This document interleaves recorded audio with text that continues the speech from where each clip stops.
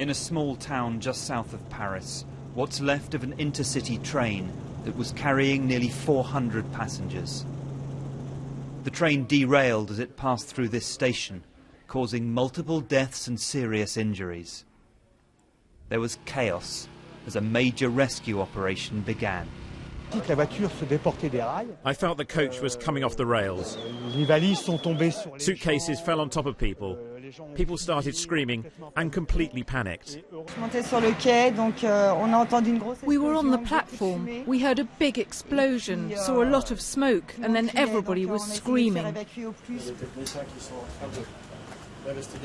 Late in the evening, an Interior Ministry official took me onto the platform to show the recovery operation still in full swing.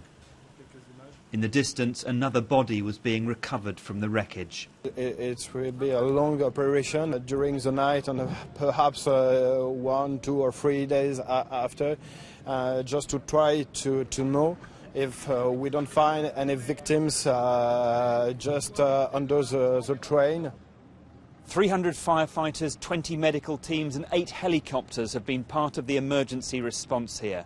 They'll comb every inch of the wreckage looking for anyone who may still be trapped. But investigations have already begun into what caused France's worst rail crash in 25 years.